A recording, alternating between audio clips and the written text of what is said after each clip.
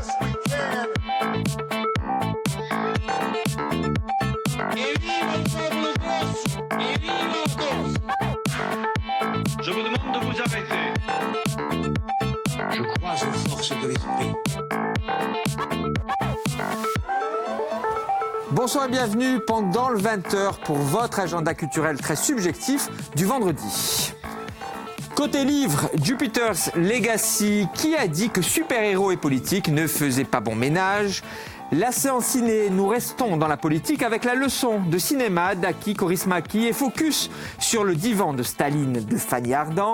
Et la découverte du soir, les musicales Flo Marinacci, auteur-compositeur aux sonorités pop-rock. Et pour m'accompagner ce soir, mes esprits critiques, Marie-Ange Philippe, Marcel Petriccioli. Bonsoir Marcel, bonsoir Marie-Ange, Xavier Affre. Bonsoir. Et Laurent Vital. Salut. Salut Laurent, bienvenue dans l'équipe de Pendant le 20h. Vous verrez, en plus de Sapienton et en plus du Live, Laurent Vital régulièrement dans cette émission pour apporter son regard très critique et très subjectif sur l'actualité culturelle. Et comme tous les vendredis, nous allons débuter par la littérature, enfin plus précisément ce soir des comics, notamment Jupiter's Legacy de l'excellent Mark Millar et Frank Quitty, édition Panini Comics datant de 2016. Aux États-Unis, la crise économique et financière qui a commencé en 2008 a affaibli considérablement le pouvoir politique, chômage de masse, peur de l'autre, les gens désespèrent et les super-héros qui sont apparus officiellement en 1929 après la crise économique ne permettent pas, cette fois-ci malheureusement au pays, de se libérer du joug économico-financiarisation, mondialisme, etc. C'est ça, voilà. Ceux qu'ils ont réussi en 29 et ils ne réussissent pas en 2013. Bon, il faut dire qu'ils sont préoccupés par autre chose. Utopian, c'est le super-héros, l'immense Utopian et son frère Walter. En fait, ils ont acquis leur pouvoir en débarquant sur une île mystérieuse qu'Utopian a eu en rêve. Donc là, ils n'arrivent absolument pas, mais Utopian est préoccupé par ses enfants, qui sont vraiment... C'est l'ombre du père qui est trop forte pour eux. Eux aussi ont des pouvoirs, mais ils sont plombés par ce père. Alors ils sont réfugiés dans les cocktails mondains, dans la dope, dans les publicités. La fameuse phrase, un grand pouvoir implique de grandes responsabilités. Ça, ils ne connaissent absolument pas Stan Lee. Spider-Man, hein, c'est dans Spider-Man, bien sûr. Donc il est préoccupé par ça. Et puis autre chose qui le préoccupe aussi, c'est qu'il commence à y avoir des dissensions avec son frère. Parce que comme la crise perdure, le frère veut que les super-héros interviennent politiquement, vraiment pour résorber tous ces problèmes. Et Utopian ne veut pas. Il veut laisser la politique aux politiques. Et vraiment, il va y avoir un gros décalage qui va se faire entre les deux frères. Ça, c'est le tout début de l'intrigue. Alors ce qui est génial chez Millar, c'est un auteur anglo-saxon, comme Alan Moore. Et ce qu'il y a dans ces auteurs, c'est qu'il y a toujours, dans tous leurs scénarios, de la politique. Sans arrêt. Pour Millar, je vais vous dire, il y a beaucoup de films qui ont été adaptés de Millar. Il y a Kingsman qui a été adapté de Millar. Il y a Civil War. Kingsman, Agent secret. Civil War, c'est aussi de Old Man Logan. Le Logan qui sort, c'est aussi Millar. Kick-Ass, c'est Millar. Superman, Ransom, c'est aussi Millar. Donc, c'est vraiment un scénariste qui est très engagé. Et là, il nous parle vraiment de tous les maux de notre société. C'est une critique, mais vraiment sévère, de notre société, critique politique et critique sociétale. Vous l'avez dit, tous les thèmes sont abordés, y compris l'écologie. Et en plus de ça, c'est une critique de la famille. Cette famille qui va vraiment partir en fumée, ces enfants qu'on n'arrive plus à contrôler. Il y a ça aussi chez Millar. C'est pour ça que j'ai aimé cette BD, c'est tout ce côté politique qu'elle apporte à travers les super-héros. C'est ça qui est bien. Ça va intéresser une certaine partie de la jeunesse, à travers cette BD, ça va les faire prendre conscience sûrement de certaines choses. C'est ça qui est très fort chez Millar et que j'ai vraiment aimé. Et le tout avec le dessin de Quitty, qui est absolument, moi je trouve ça génial. C'est un dessin, c'est violent et en plus les couleurs sont très pastel. Il dessine les corps comme personne. C'est très rythmé. La BD va à 100 à l'heure. On a même reproché à la BD que ça allait trop vite. Il y a trop d'ellipses. Mais justement, c'est le scénario qui va à 100 à l'heure. On ne s'ennuie pas une seconde. J'en parle parce que le tome 2 sort le mois prochain. Donc comme ça, vous allez avoir les deux d'un coup. Le bolchevique que vous êtes, Xavier Affre, a forcément été séduit par ce propos anticapitaliste. Oui, alors... Voilà. C'est cela. Non, alors c'est pas trop mon univers, je dois avouer, donc j'ai un peu botté en touche quand même. Bon, j'ai vu, j'ai lu, ça m'a pas forcément vaincu, hein, c'est le moins qu'on puisse dire. Ouais, c'est bien fait, mais je partage pas l'enthousiasme de Marcel parce que du coup, c'est pas vraiment mon Univers. C'est pas mon univers BD. Sur le fond, je suis d'accord, mais enfin, je trouve que des BD sont bien plus politiques et je suis pas sûr que les jeunes se précipitent vraiment pour découvrir. Mais enfin, maintenant, Ils vont après, se précipiter parce que Millard est connu justement à travers Civil War, à travers mais je d'autres trouve que c'était œuvres. plus réussi avant. Enfin, en tout cas, ce que j'avais lu avant, je n'ai pas lu beaucoup, mais j'avais trouvé plus réussi. Moi, je n'ai pas été plus emballé que ça. Marie-Ange. C'est moi, je découvre le monde de la BD et des comics grâce à Marcel, mais je me suis surprise à aimer à la fois le scénario, comme tu dis, à 100 à l'heure, et alors je vais dire dans mes mots, parce que je ne suis pas très spécialiste, mais la diversité des dessins. Il y a des pastels, des couleurs chaudes, des petits formats, des grands formats. Enfin, on assiste un petit peu à un brouillon organisé, ça pète partout, il y a des dialogues. Des fois, il n'y a pas du tout de dialogue, et des fois, ça part dans tous les sens. Et j'ai bien aimé le côté un peu malsain qui en ressort notamment de la part des deux personnages des jeunes et actuels au final. Et puis ça m'a fait penser à Heroes, la première saison d'Heroes, Oui, qui c'est vrai. est fantastique. J'ai un peu retrouvé cette ambiance-là. Voilà. Jupiter Legacy, le comics a-t-il séduit Laurent Vitali? J'ai le cul entre deux chaises, moi, sur ce coup-là, parce que Ah, les mais comics... il faut le dire, si on peut dire Laurent peut. parce que j'ai été élevé aux comics, tendance Marvel, donc ça c'est toute ma jeunesse, c'est toute mon adolescence, donc les super-héros, les super-vilains, ça me parle.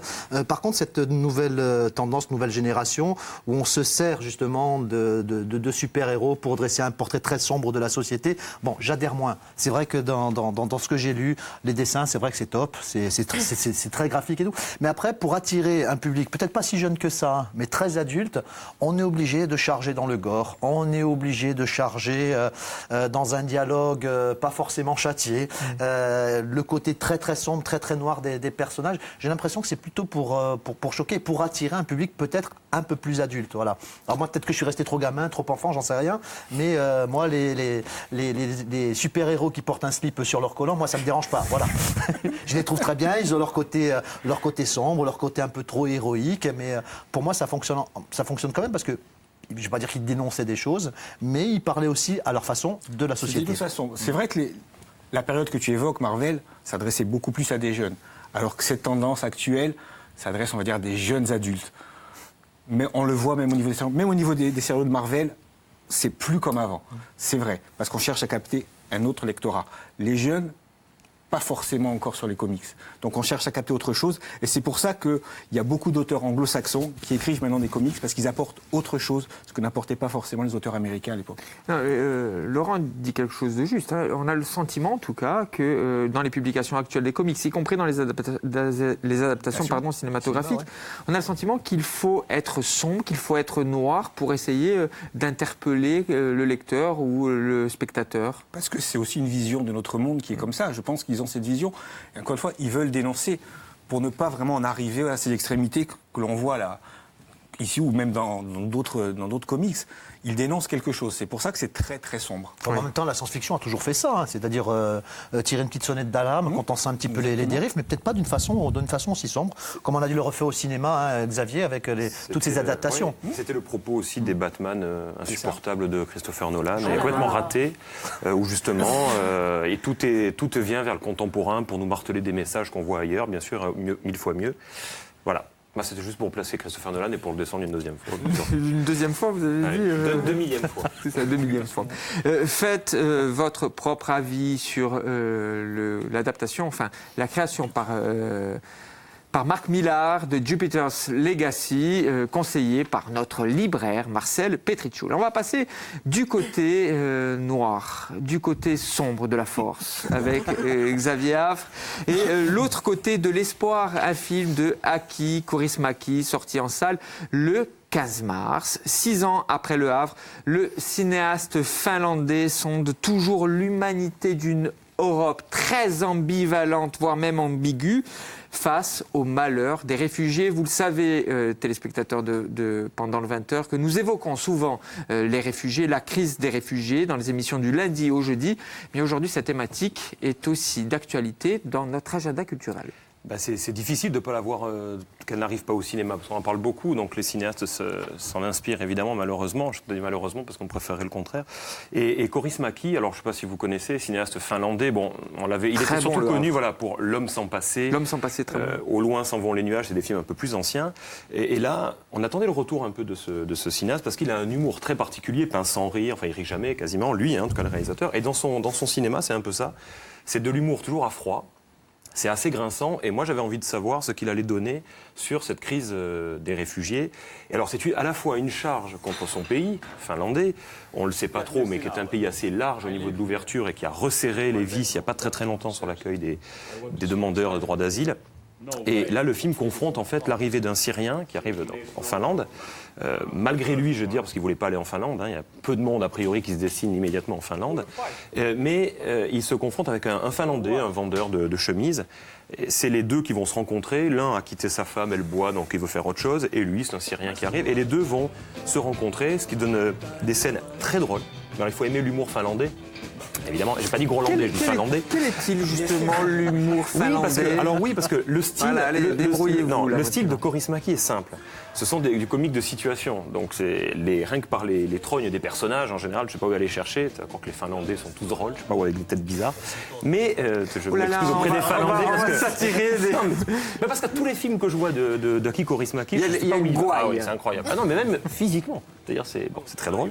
Et là, ce qui me plaît, c'est ce télescopage entre son univers et le côté politique, parce que mine de rien, il est en train de dire que son pays se trompe, et à l'heure où l'Europe quand même est en train d'apporter une réponse lamentable au problème des réfugiés, vous savez où ces pays érigent des murs. À l'heure où l'Europe n'apporte pas de réponse. Vous vous trompez, elle en apporte une, et elle est cinglante, puisque dans la plupart des pays, on ferme les frontières, et en Hongrie, on érige des murs. Vous avez raison, c'est une réponse. Mais bon, c'est ce que je voulais dire quand je disais qu'il y a une réponse, elle est là quand même, elle est mauvaise, mais elle est là. Et lui, il arrive avec cet humour à montrer à la fois ce côté pamphlet et à faire un film qui lui ressemble, c'est-à-dire qui ressemble à son style. C'est-à-dire, je disais drôle, alors chez Kaurismäki, c'est toujours un peu ce côté, humour grinçant, un peu monochrome parfois au niveau des décors.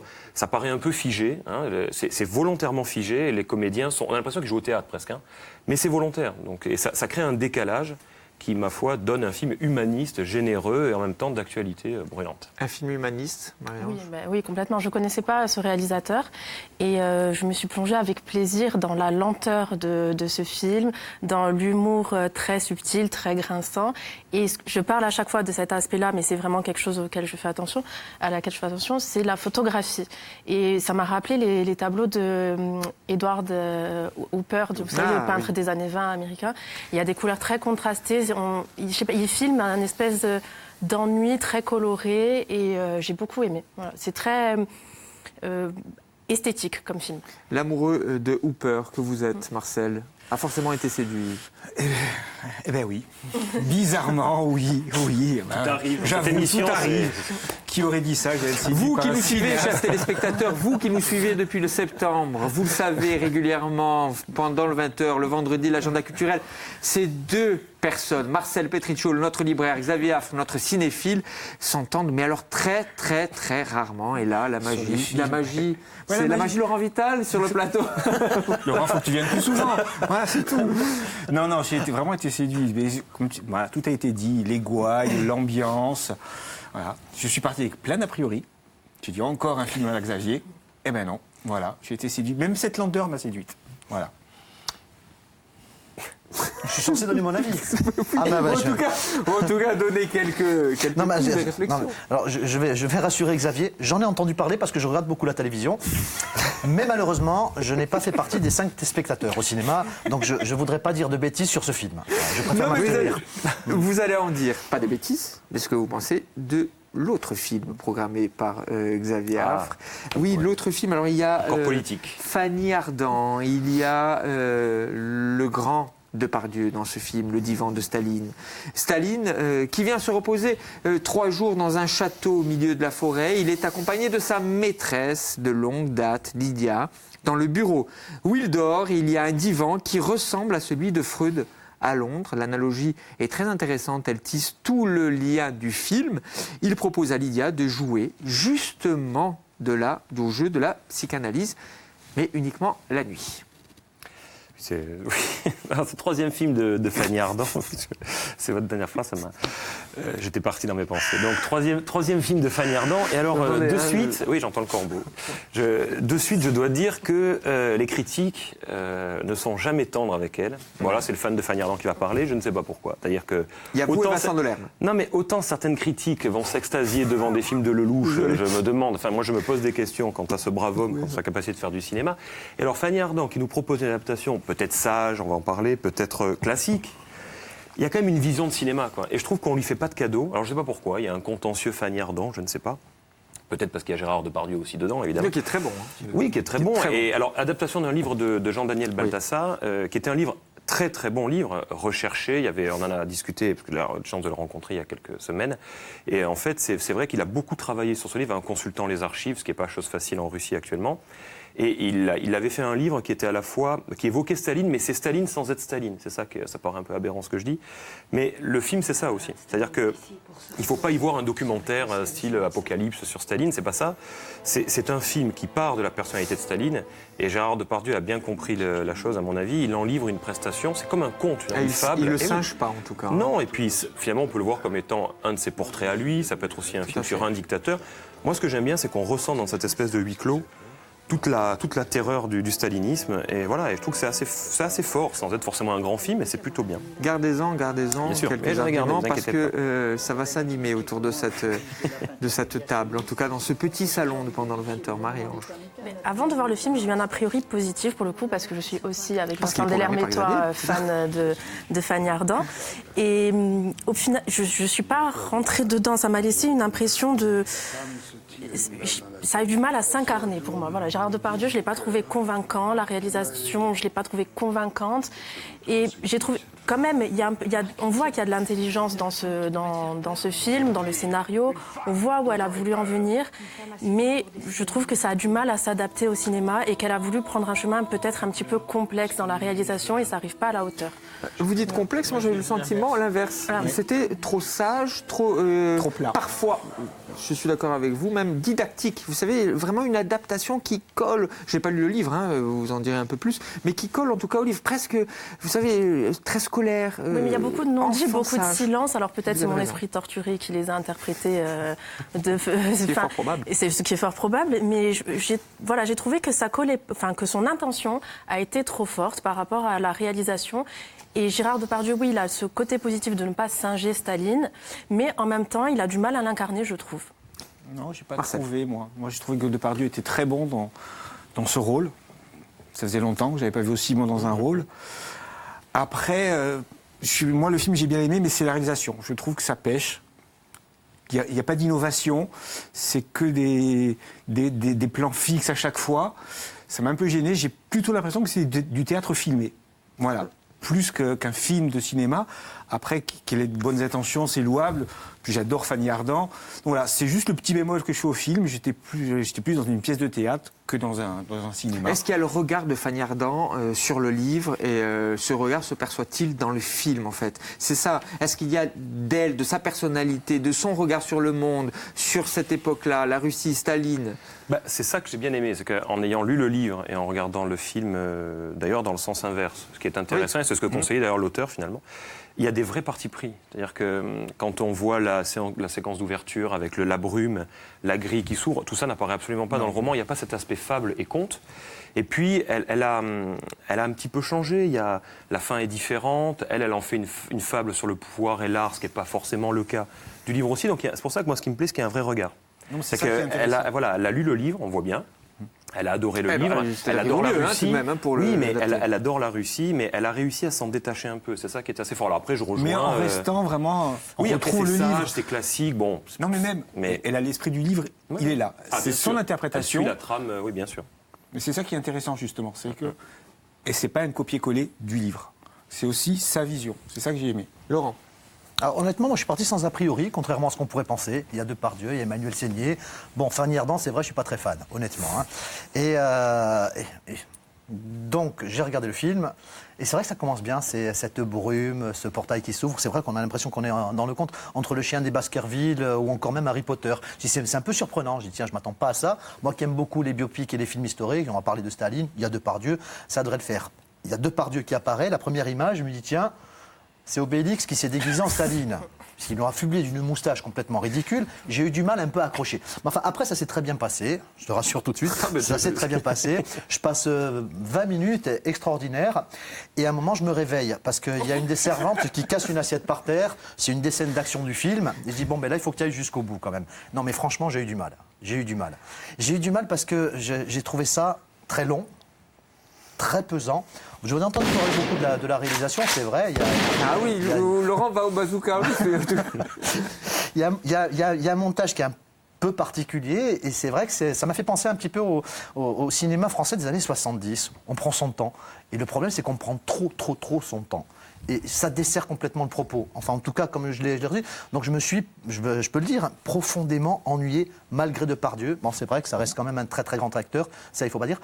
Contrairement à d'autres acteurs dans le film. Alors, je ne sais pas si c'est cette génération qui, aujourd'hui, veut jouer la comédie, mais sans avoir l'impression de la jouer. Je ne sais pas comment exprimer ça. Un peu comme Lelouch le fait parfois avec certains de ses comédiens. Je trouvais qu'il y avait quand même beaucoup de décalage entre lui et les autres. Alors, oui, il y a beaucoup de choses là. Donc, du coup, ça va être. On a 2 heures. Non, mais alors c'est pour ça que nous ne ferons pas les 40 secondes. Vous allez avoir tout Je le vais temps dépasser. Non, en fait, non. Alors, pour vous déjà, défendre, pour défendre votre choix. Non, je voulais répondre. Enfin, c'est pas une réponse. On va discuter avec à Marcel quand il a parlé de théâtre et il a raison, je pense, parce que son objectif n'était pas de faire un film. Bon, on est dans le théâtre filmé, ça, y a pas de problème. Sur la réalisation, je pense qu'effectivement, peut-être ça pêche un peu là. Je dois l'avouer. C'est pas un film de réalisation. Enfin. Je m'explique, c'est pas un film de mise en scène au sens où on l'attend avec travelling. Bon. Mais ce qui est assez fort, je trouve, Emmanuelle Seigner, elle est quand même époustouflante, moi je trouve. Je la trouve très bien. Elle donne bien la réplique à Depardieu. Cette relation est intéressante parce que, par exemple, dans le film, le personnage de Lydia a beaucoup plus d'importance qu'il n'en a dans le roman. Donc ça, c'est un côté intéressant. Puis j'ai bien aimé cette confrontation de Staline sur le divan, cette espèce de façon de dire je vais raconter mes rêves, mais forcément celui qui écoute, il peut en payer le prix cher et c'est ce qui va se passer. Donc voilà, ce petit collage m'a bien plu. Depardieu, c'est vrai qu'au départ c'est un peu dur avec cette moustache, mais parce qu'il faut vraiment, il faut vraiment se départir du Staline. Il faut faire des efforts. Voilà. Tu sais ce que ça m'a fait penser à quoi ? Je me suis dit à un moment donné, Depardieu est à Staline, ce que Clavier est à Napoléon. C'est hallucinant quand même. C'est-à-dire que en fait, son tort à Depardieu, c'est d'avoir fait ces horreurs là que sont Astérix et compagnie, qui l'enferment dans un élément. Non, c'est nul. Et donc c'est horrible. Je suis complètement d'accord avec vous. Il faut pas le jouer. Il faut le jouer. Bref, bon, peu importe. Du coup, ça l'a enfermé. Maintenant, regardez, là, on parle d'Obélix qui devient Staline. Donc, oui, c'est la moustache. Non, c'est difficile sur la moustache. Mais si on va un peu plus loin, c'est vrai qu'au départ, on se dit Depardieu, ça va être. Et je trouve qu'il arrive bien. Moi, je trouve qu'il l'incarne bien. Alors après, Staline, dans l'intimité, on ne le connaît pas. Hein. C'est la question encore de l'intimité d'Hitler, des grands dictateurs. On ne les connaît pas. On a la façade historique dans les livres, les manuels, et en fait, on a du mal à... Je trouve que c'est difficile, en fait, à imaginer. Non, mais ce qui est dommage, c'est qu'elle a un super personnage avec Staline. Oui, ça, on peut l'imaginer dans le privé. On sent évidemment qu'il fait peur à tout le monde, ça c'est évident. On le sent bien, cette terreur-là. Moi, je trouve qu'en quelques plans, on a l'Union soviétique des années 50. Ça te fait 1h30, ça. C'est ça le problème. problème. Oui, puis tu as le côté Danilov avec ce personnage du peintre. Là aussi, l'art, le pouvoir. C'est une question intéressante, ça. Parce que dans les années 50 aussi, doit-on se compromettre ? Doit-on mourir ? Doit-on servir ? Enfin, il y a des questions intéressantes. Voilà. Bon, après, il y a des défauts. Mais moi, je trouve que ça reste honorable. Et je ne comprends pas pourquoi, je le répète, elle a été massacrée par les critiques. Tu penses qu'il était ridicule. Alors que le dernier Lelouch a de meilleures critiques et que je suis certain que c'est une horreur. Voilà. Nous en reparlerons du dernier Lelouch. Je vous promets, nous en reparlerons. Le divan de Staline, un film de Fanny Ardant avec Gérard Depardieu et le précédent film L'autre côté de l'espoir de Aki Kaurismäki, cinéaste finlandais. Nous allons poursuivre avec notre découverte du soir. Elle est musicale, elle est signée Laurent Vital, The Storm Before Our Calm de Flo Marinacci. En français ? Voilà. En français, The Storm Before Our Calm. C'est pas le calme après la tempête, hein, c'est l'orage. Et puis après, nous, on se calme. Alors, j'avais envie de vous parler de la création en Corse, de la création musicale en Corse, parce que j'ai la chance d'animer une émission qui s'appelle Ou Live, et où on voit beaucoup d'artistes insulaires. Et beaucoup de variétés aussi. Quand je parle de cette émission, tout le monde me dit « Ouais, mais bon, la chanson corse, c'est des guitares, ce sont des voix. » Eh ben non, c'est pas que ça. Ce sont de très bons musiciens, ce sont de très bons chanteurs, effectivement. Et puis c'est surtout et aussi vraiment tous les registres. On a du traditionnel, bien sûr, comme on le connaît. On appelait ça avant chanson folklorique, d'ailleurs. On a du traditionnel, mais on a aussi de la variété. On a du rock, on a du pop rock. On a même des garçons comme lui, Flo Marinacci. Alors, c'est un enfant de la balle, j'ai presque envie de dire, parce que c'est fils de musicien. Son père qui joue toujours, qui tourne encore énormément. Lui qui apprend la guitare très tôt. Et c'est un multi-instrumentiste, il faut le savoir, parce que sur l'album, il joue de nombreux instruments. Il a tout enregistré. Et il avait envie de raconter son histoire un peu musicale à travers cet album. Alors il y a 3-4 ans, il est parti aux États-Unis. Il a flashé un peu sur les chanteurs de country, mais d'aujourd'hui. C'est pas Dolly Parton ou Toby Keith. Cette nouvelle génération donc, qui fait de la country, je pense que ça l'a bien marqué, ça l'a beaucoup inspiré. Et du coup, il a composé et écrit pas mal de musique. Alors, comment on dit Bastia en anglais ? On dit Bastille. Comme ici. Il a décidé d'en faire un titre. On peut en regarder un extrait. Il est passé dans le live, donc regardez un petit peu et écoutez surtout ce que ça donne.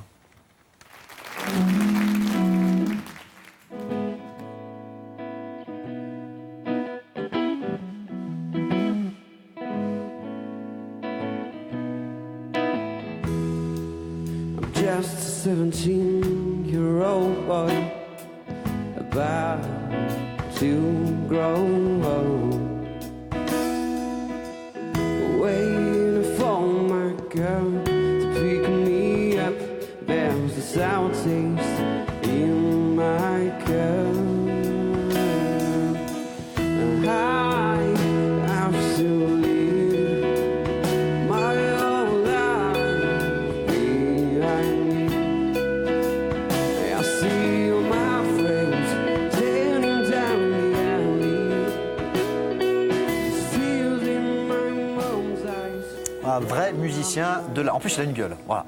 Et si j'ai choisi lui aujourd'hui, c'est parce que le live, c'est une émission qui se fait en public et justement, ça a surpris beaucoup de gens dans le public. Le public ne le connaissait pas. Il s'est pointé sur scène. On dit, tiens, c'est un chanteur anglo-saxon. Non, il est de Bastia. Mais ils se sont laissés emporter par la musique et par le personnage parce qu'il a vraiment des choses à raconter et à jouer. Et toutes ces influences, on les retrouve dans sa musique. Et tout ça pour dire qu'il en fait partie. Il y a beaucoup de talent, encore une fois, en Corse. Et que si on prête un petit peu l'oreille, on peut avoir de très, très, très, très bonnes surprises. Coup de cœur de Laurent Vital ce soir, pendant le 20h. Marcel, rapidement. Oui, je préfère moi aussi ce que tu disais en live. Ce que disait Marie-Ange dans les coups, en off. En off. J'ai trouvé que l'album était un petit peu répétitif. Après, je suis d'accord sur les influences. Moi, j'ai la country, John Cougar Mellencamp, tout ça. On sent vraiment qu'il s'est imprégné de tout ça. Juste le petit bémol, un petit peu trop répétitif. Marie-Ange.